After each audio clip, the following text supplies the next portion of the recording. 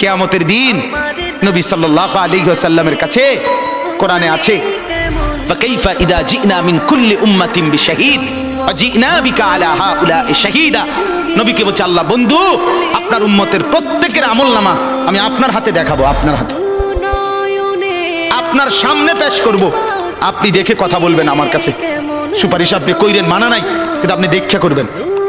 রাসূলুল্লাহ সাল্লাল্লাহু আলাইহি ওয়াসাল্লাম যদি হাসরের ময়দানে এরকম আমলনামা খুলে উল্টায় আর পৃষ্ঠার পর পৃষ্ঠা দেখে ফজর নাই, জোহর নাই, আসর নাই, মাগরিব নাই, ইশা নাই, শনিবার রবিবার, মদ জুয়া, অবৈধ উপার্জন, গান বাদ্য, নাটক, সিনেমা, জিনা, ব্যভিচার, বেহায়া, বেপর্দা সব উল্টায়, আল্লাহর নবী সাল্লাল্লাহু আলাইহি ওয়াসাল্লাম তখন বলবে, উম্মত কি এটা?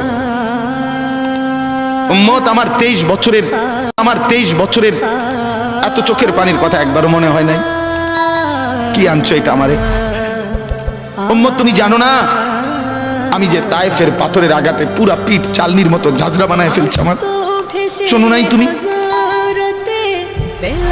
আমারে যে উহুদের ময়দানে দান দান শহীদ করে রক্তাক্ত করছে, তুমি শোনো নাই? আমি যে 14 দিন পেটে ক্ষুধার তাড়নায় পাথর বানছিলাম, উম্মত তোমার মনে নাই? একবারও শোনো নাই আমার ক্ষুধার কষ্ট, আমার পিঠের ব্যথা, আমার দাঁতের ব্যথা, আমার কাঁধে 2টা কড়া ঢুকে গেছে উম্মত।